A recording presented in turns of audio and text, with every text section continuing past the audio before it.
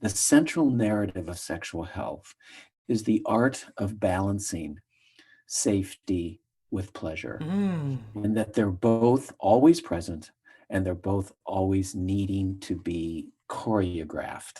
And when Yes. I say to people, we're just kind of trying to balance safety and pleasure. They both are in the conversation, and they both need to be in the conversation. And that when you're listening to people have concerns about how they are or where they are or what they're doing sexually or what they are attracted to, whatever it may be, one way to think about it is, are they more concerned about their safety and therefore the pleasure is being marginalized? Or are they so overly focused on the pleasure that there's some aspects of safety and well-being that aren't being considered sufficiently? I'm Cindy Darnell, and welcome to The Erotic Philosopher, the podcast where we examine and explore sex and relationships through social, cultural, political, and other lenses, and find some ways to explore some very diverse erotic quandaries. Today's guest is Doug Braun-Harvey. Doug Braun-Harvey is a sexual health author, trainer, and psychotherapist who bridges sexual and mental health and facilitates organizational change.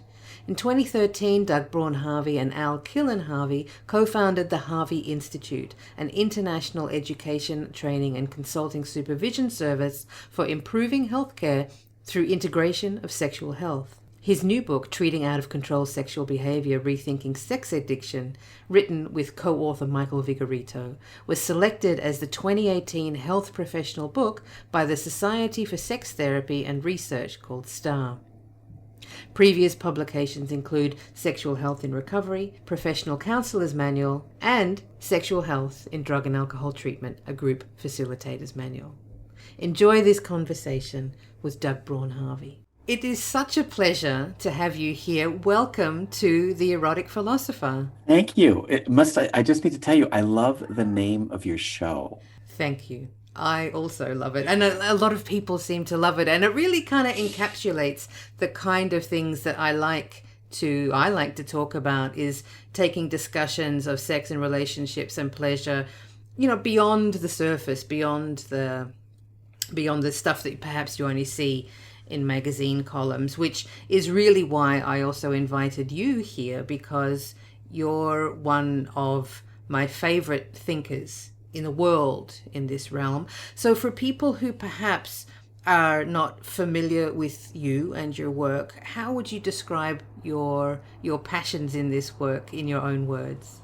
Well, I describe myself as a sexual health author, trainer, and consultant. So sexual health is the lead card. And sexual health often gets too often reduced down to biological systems of, Right. typical consequences of sex and all that. But, Yeah. really the concept has been expanded a great deal globally and internationally. And so I like to think about the central narrative of sexual health is the art of balancing safety with pleasure, Mm. and that they're both always present and they're both always needing to be choreographed in a Yeah. sexual interaction or in our sexual attitudes and ideas. And so I Yeah. like taking all the complexity and bringing it to a kind of narratives that are discernible and easily digestible for people to sort of just contemplate and think about. And, when Yes. I say to people, we're just kind of trying to balance safety and pleasure, they both are in the conversation and they both need to be in the conversation. And that when you're listening to people have concerns about how they are or where they are or what they're doing sexually or what they are attracted to, whatever it may be, one way to think about it is, are they more concerned about their safety and therefore the pleasure is being marginalized? Or are they so overly focused on the pleasure that there's some aspects of safety and well-being that aren't being considered sufficiently? So, I mean, this is such a profound distinction, I think, Doug, and one that is really overlooked in terms of how therapists and practitioners are trained in the sex space. Sexologists aside, I think sexologists are a little more familiar with that conceptually than perhaps traditional therapists are. But also in our public dialogues, which is really what this is a public dialogue. It's public information about sex and how to cultivate and create sex that's fulfilling and meaningful for you on your terms. This distinction around safety and pleasure is so fundamentally important, yet it's such a new idea. Why do you think it's taken us as a species, us, humans, this long to even start edging closer to these kinds of narratives, away from the, sex is for making babies and that's all? I wish I was a global anthropologist, because that's really kind of what you've asked me to comment on. Come on now.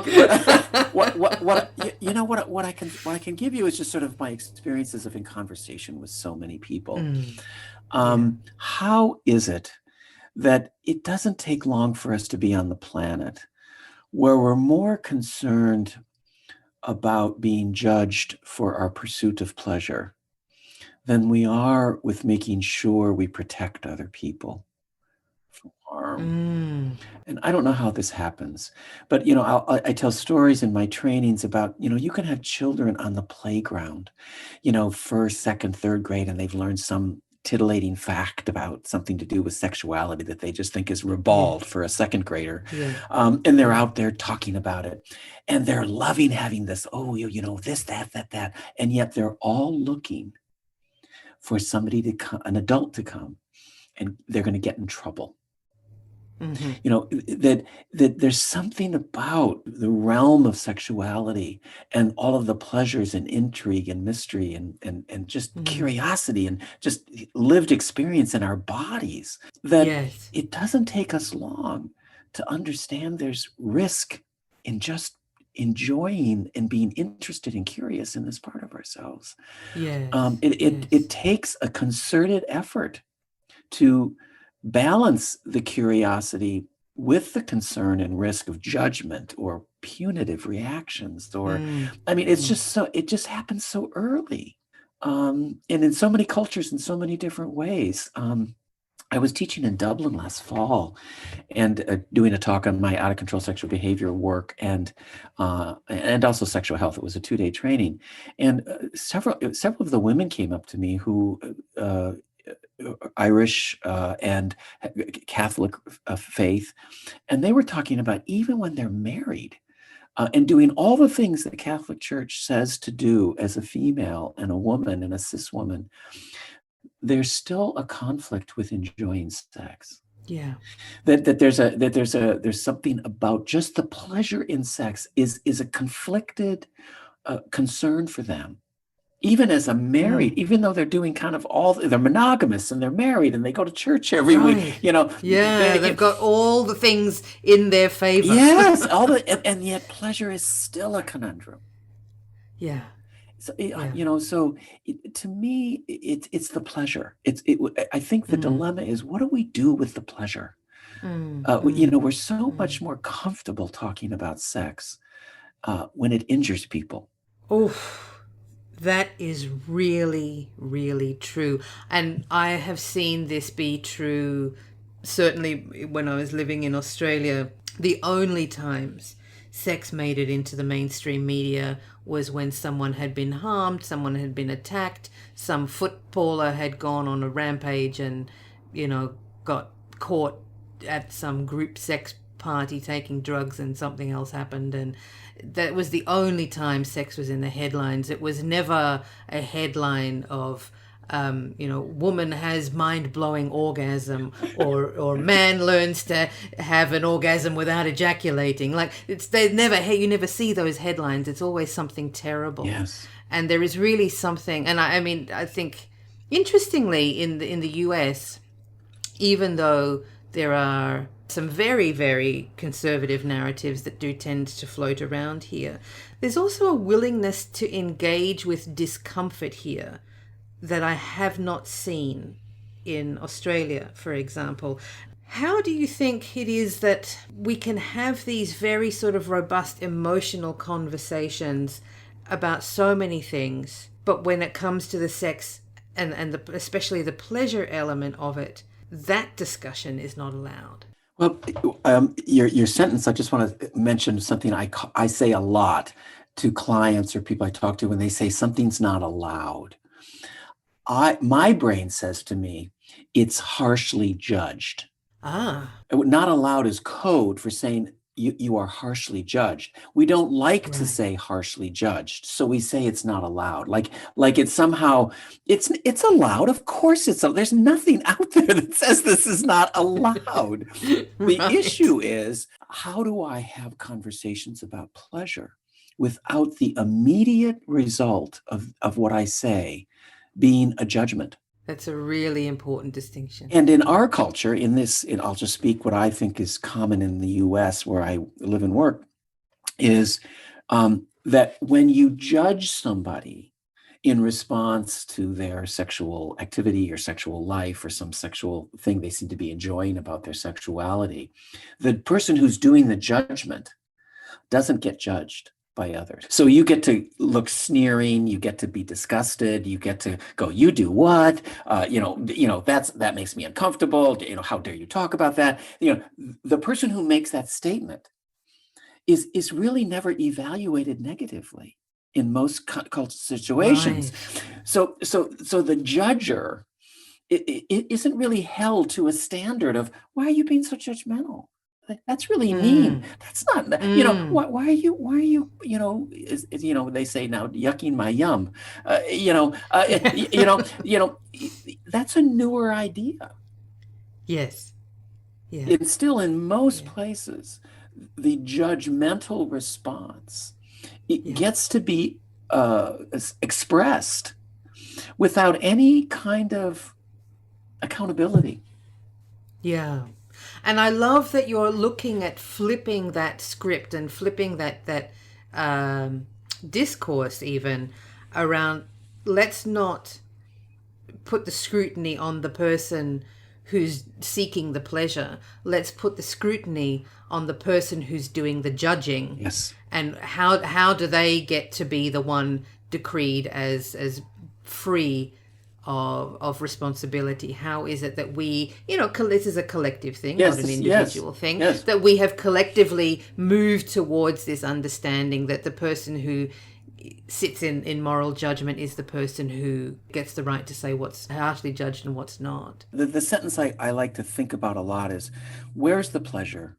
And what are we doing with the pleasure in this conversation? When sex is talked about, when any kind of concern around human sexuality or relationships or intimacy, whatever it is, I listen for how they're trying to have this conversation without discussing the fact that half the reason they're having this conversation is because they enjoy it and it's pleasurable. And somehow we're going to have this conversation without saying that. And yet we don't have those kinds of judgments around different kinds of food we like, or different kinds of sports, or even our favorite colors, or the kinds of textures that we like on our skin. Yes. Although women are certainly judged for the clothes they wear. Which gives them pleasure to wear. Which clothes give them pleasure to wear, right? Exactly. And other people to have the pleasure of looking at the women, of people who enjoy looking at women, whatever gender the eyes are. Yes, right. But even that is also, that's that laden thing about, pleasure of, it's almost like pleasure of the flesh is not allowed. Mm-hmm. Well, and that's harshly judged, to use your framework. Right, and that's really steeped in, John Money is where I really learned this in reading John Money's work, a New Zealand internationally renowned sexologist who really talked about the presence of degeneracy theory. The idea that degeneracy is the idea that some sort of force or feeling or interest, when left without boundaries or restriction, will degrade and degenerate into depravity. And sexuality, human sexuality, has been steeped in degeneracy theory through primarily the major religions of the world. That it is the religions of the world that protect human beings from the degeneracy that is inherently within human sexual behavior. It's as if there's no moral floor in sexuality without, these kind of restrictions placed on it that come from religion. And so this idea that if you really pursue the pleasure of sexuality, it risks a sense of boundarylessness. And then without religion to provide you with that moral compass, you will not find your way home. You will only end up out in the abyss somewhere where only bad things can happen, because I guess the implication is that we're incapable of managing our own affairs, that we need, God, Goddess, the universe, whoever, to do that for us, because left to our own devices, of course, we will crumble. When it comes to pleasure. Sexual pleasure. Right. So these narratives are, deeply steeped in centuries, millennial ideas of, and I think we're all trying to figure out what to do with the pleasure. Yeah. Which brings me then to my next question, Doug. What do we do with pleasure? How do we, as individuals in our little lives, and then as collectives in our communities, moving towards, nations and globes, how do we begin to shift this? Well, I think we are already. I was just at the World Association of Sexual Health in Mexico City in November. So, these are people from all over the globe who are, thought leaders and researchers and people very interested in sexuality and sexual health and sexual rights. Yeah. One of the things in the United States that is a bit of an outlier is the United States is not a country that talks very much about our rights. When I go to other countries, rights and the rights of the people who live in that country are big narratives. The United Nations has a whole, declaration on the rights of children. Yeah. And the United States is one of 3 or 4 countries in the globe that have not signed this. Wow. And so the United States is not as keen on the idea of rights as most of the rest of the world is. So when we talk about the right to pleasure, that's a much more common conversation in almost every other country on the planet. So the World Association of Sexual Health does this declaration in Mexico City in November on the right to sexual pleasure. They had a whole declaration on it. Now, that tells you something, that the World Association of Sexual Health realized it actually needed to declare in a document the right to sexual pleasure as a human right on the planet. Yeah. So, something's happening, but they identifying what is missing in basic, statements about pleasure is one way. Yeah. And, having a right to pleasure is an important statement right there, and that people might want to think about what rights to pleasure and the pleasures of our own body. Yes. Do we send to people in their growing up? I'll just tell one story I tell in a lot of my trainings. Please. And this is 2 sex therapists that are a couple here in the U.S. And they told me about their youngest boy, their first child. And, they were, clear about, diaper changing is a bit of a hazardous occupation with boys. When you're changing them, the penis can pee all over. And, and as soon as the diaper's open, of course, the boy does one thing and one thing only. And their hand goes down to the penis. Why? Because it feels good. It's pleasurable, right? So they came up with penis time as their tradition with diaper changing. And it goes something like this: as they're getting ready to change and the baby's on the back, and they say, "Oh, it's almost penis time. It's almost penis time." And they open the diaper and they're doing hygiene and all that kind of stuff. And the whole time they're doing that's going, "It's almost penis time, almost penis time." And they're distracting them with all this excitement about penis time. And then as soon as they're done with all the hygiene of diaper changing, they go, "It's penis time." And then the boy gets to reach down and play with their penis for like 30 seconds. And they go, "Oh, penis time over," and then they put the diaper back up. And they said it just got rid of all the struggles around diaper changing, because pleasure was included in diaper changing rather than something that had to constantly be reprimanded. And that's remarkable on so many levels, including the fact that this infant is able to be, nonverbal at that age. and still able to recognize through, through tone, through inflection, through, the energy of the caregiver, that something good is happening, and something is being invited in and welcomed. And I mean, I know that there's, through psychotherapeutic training and research, there's so many studies that have been done on infants taking cues from caregivers' faces and body language, and even more information now coming through about infants being able to read caregivers' energy almost. We're looking at this through a neuroscientific lens. When caregivers can allow from such a young age to say, this concept of penis time, that pleasure is welcome and allowed, and that there are times for it, and this is time for pleasure and this is not, that really sets up a really good framework for us to grow into understanding that pleasure is a really warranted and encouraged part of overall well-being, and nothing to hide in the shadows of our lives, and that we can even take that approach as adults, even if we were not necessarily brought up with those values by our caregivers, but that we can do that for ourselves. I want to add one other dimension to the list of all the things you said. I also think it has a deep meaning for a child to watch their caregiver enjoy the child in a state of pleasure.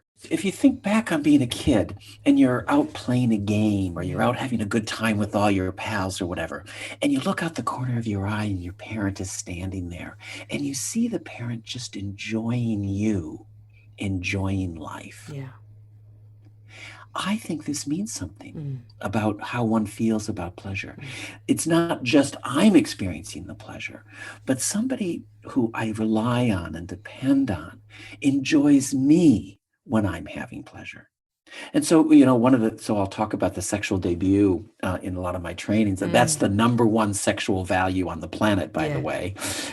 When and how penile vaginal intercourse happens for the first time. I mean, that's it. You can't go anywhere on the planet without that value somehow being in the narrative. Right. And yet, oftentimes in that narrative, what's hardly ever talked about is how make sure it's pleasurable.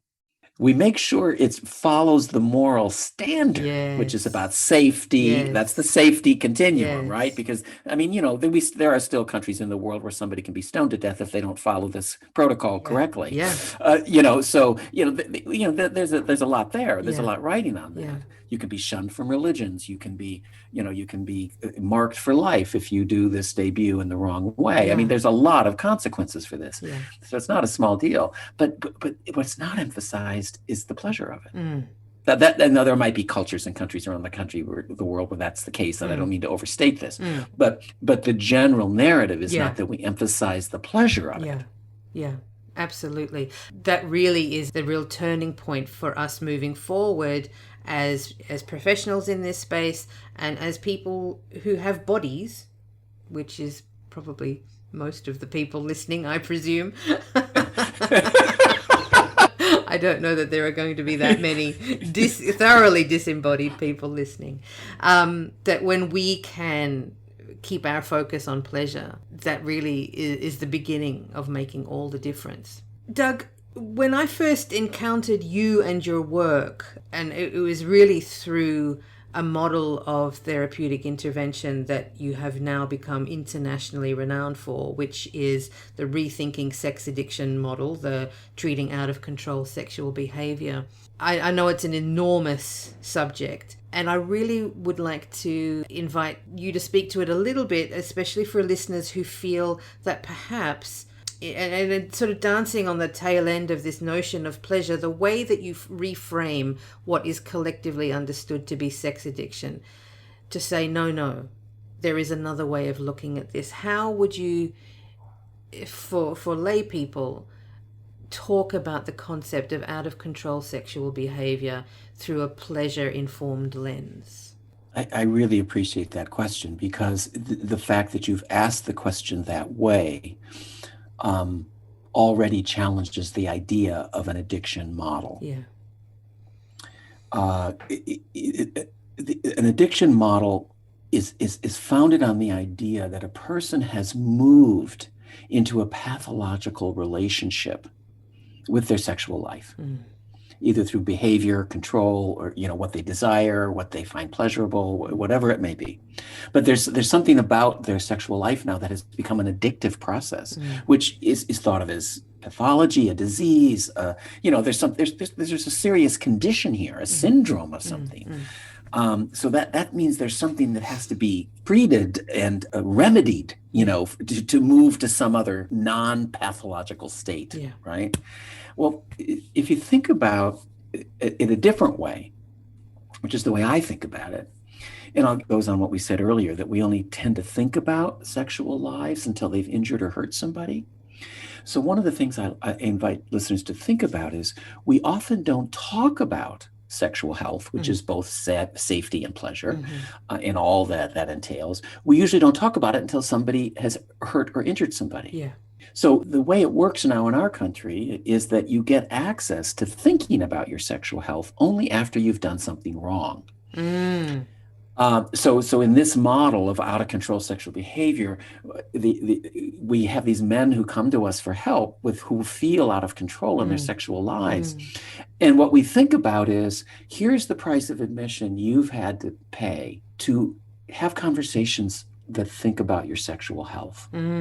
And if we give you a map for how to think about sexual health, rather than have a disease, we're going to kind of give you a set of tools life hasn't given you up to now. And with these tools, you're going to be able to manage your sexual life more effectively. Right. Now, that doesn't mean you've had a disease or that you've got some condition of, some sort of pathology. It just means, we really don't care about the sexual health of men. Unless they've sexually abused somebody, unless they've been sexually abused, or in my world, unless they're called a sex addict. And so the men come in and say, guess what? We're interested in your sexual health.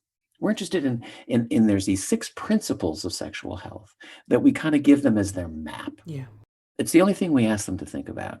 These 6 principles: consent, non-exploitation, honesty, shared values, protection from HIV, STIs, unplanned pregnancy, and pleasure. And if we use these 6 as your guide, this is your destination. When you align your life with these 6 principles, you're not. It's incompatible with feeling out of control. That's so powerful. When you align yourself with these 6 principles, it's incompatible with feeling out of control. And it's such a, I've taken your training, obviously twice, in fact, and and that's certainly, truth be known, that's certainly how you and I got to know each other and became friends, is because I love this model, and I love the fact that it is not about pathologizing, especially men's experiences of sex and pleasure, but giving them tools and reframing it as life education, reframing it as this is the sort of information we should be teaching, young people in high school, and not necessarily through the school system. I don't know that is always going to be the best place to learn, but through community education and through things like that. But because, as you say, especially for men and boys, they often don't get any opportunities to even discuss this stuff until they're in trouble, until they've done something bad and someone's been harmed, and then comes the harsh judgment, then comes the what were you thinking, you should have known better. And we have to take a much more compassionate stance to say, let's look at the system, let's look at the culture, let's look at the soup that we're all swimming in that has allowed for this to become the norm, that men feel like they can act first and ask later. Whether that's right. It's just dire. So I really appreciate you calling it a life skill. We have this body that's capable of pleasure from the first breath of life. And, we teach kids so many things, how to live in their body. We really do.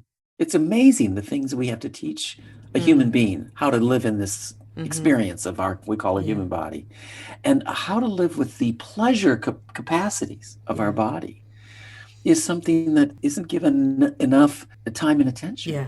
And I really agree with that. So, Doug, this talk that we've been having so far about pleasure and skills and learning how to teach all of us, and including men, in particular, who will struggle with having permission to be able to speak about pleasure without feeling harshly judged, without feeling demonized. I have a letter here from a listener that I'd like to share with you. Are you ready to hear it? I am. Okay. Dear philosophers, that's you and me. I'm a single man, mid-40s, who's always struggled in relationships. You could say that I'm bisexual, but no matter who I'm with, after a few months I get bored and I want to leave the relationship. Sometimes my partners get really mad at me, which hurts me, but worst of all, I just feel so lonely. I want to have a committed relationship, but my desires lead me elsewhere. I don't know what's wrong with me. What can I do? And that's from Kevin. Do you have any suggestions for Kevin, Doug? Well, Kevin made an interesting assumption I see almost all the men make when they come to talk to me. And they assume that the situation they're in means there's something wrong with them. Mm-hmm.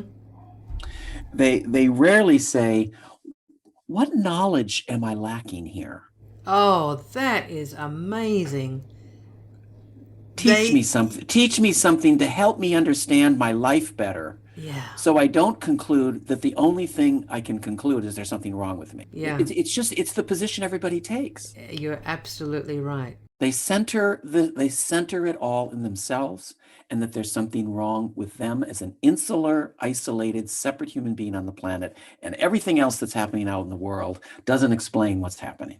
So he said he gets bored. In relationships, and Right. leaves them because his desires lead him elsewhere. Right. So bored to me is one of the expressions that I find incredibly vague. Right. That is ripe with all possibilities. Yeah. So here's the couple of experiences I've had with men who say they're bored. They have particular erotic interests that they are conflicted about expressing and requesting with a partner. Mm-hmm. And once limerence, and that initial stage of where you see nothing wrong with the person and nothing, but they're fuzzy, yeah, right. You know, Deborah Tannen in the late 70s called it limerence, and that I really liked that phrase. So oftentimes it's the transition from limerence, where if there's erotic differences or something about how one is erotically, they don't have the limerent energy to sustain the connection and exuberance for the relationship. The exuberance now has to be transitioned in the exuberance of erotic exploration and discovery and sharing and vulnerability. And here's what I really like. If men have anything unconventional, anything unusual, something they feel conflicted about that they like erotically, they will avoid that integration of that into the relationship, and call it bored. Well, who wouldn't be bored if you're not bringing your most vital erotic interest into the relationship? I think that's a reasonable outcome. That's not a problem. That's kind of the way it works. Yeah, exactly. If you don't bring your pleasure to sex, it's going to be kind of boring. And of course, it's very vulnerable to disclose this stuff. Talk about making a relationship less boring. Tell your partner who you are erotically. That is not going to be a boring relationship. Yeah. And now, I wonder. The other thing. I'm sorry. No, I was going to say, I wonder for him if he says that the relationships only last a short time, and then he goes, and he's desperately lonely. So he wants to be able to stick around and have something, with someone or someone's. We don't know if he's monogamous or not. But that, something in him seems to. The sense I got was that he hits the eject button after a little while because. Well, of his this boredom. is often the treatment plan men have come up with. Yeah. Because men come up with these treatment plans in isolation, alone, without any help from anybody else, with in a kind of a sexually illiterate kind of mind space. Right. You don't come up with good life plans alone in isolation with lack of good information. Right. That's very true. So when he says my partners get mad at me and he goes elsewhere, I just say, well, that's the treatment plan you've come up with. Yeah. How did you come up with this? And does this treatment plan still help you, or is this a treatment plan you're willing to reconsider? Yeah. And how long have you been operating under this treatment plan that the minute this pattern happens, your solution is to move away from the person? Yeah. So I'd be very interested in that. And the other thing I'd be very interested in is some men, for a variety of reasons, and people have talked about this. Jack Morin has written about this as well in his book, The Erotic Mind. For some reason, some people, the closer they get more emotionally to someone, it affects their sexual energy. Yes. and charge with the person. Yes. And the thing I hear in this story, he's in his mid-40s or about his 40s. A lot of times men who have this sort of lessening of sexual energy, the more they get companionately close with their partner in a kind of relational, emotional closeness. It takes them till about their mid-30s to figure out this isn't situational. They keep thinking it's this partner it happens with. It's this, or this circumstance. And about the mid-30s, they start figuring out, it's not the partner. Because they have to go through quite a few partners to figure it out. That, oh no, this is something that just happens with me. That I have this interesting experience of somehow having a difficulty holding my erotic charge. The more I fall in love and feel close with somebody. And men have never been even told this is such a thing, no less how to address it and how to approach it and how to work with it, what's possible, what's not possible to work with it. So, so in just these short sentences, that's what I hear. That my training and experience with talking with so many men leads me to ponder and think about. Not conclude, not that's the story. Just here's some interesting things I'd want to explore with this person and have him teach me what he knows about his own experience after he listens to me describe these few things that I know about. And that's where it really becomes something that's a dialogue. And as you say, making these treatment plans, as you call them, in isolation without information, it's often a disaster because you're running on, you don't know what you don't know, and what you have been told, which is not true, is that there is something wrong with you. And being able to come out of the shadows and into the knowledge is really where so much of the change and the healing takes place. And that's where either working around with a group in education, working with therapists, or working with communities where this stuff is just at its front of mind is so crucial for people who struggle with sexual behavior that perhaps is a source of discomfort and shame and trouble for them. One last sentence that he said is, my partners get mad at me. And this is the relational piece.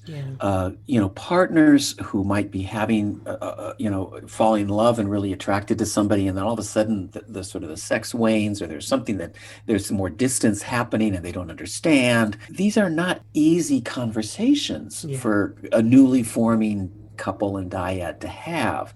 And so oftentimes partners don't have skills in this area either.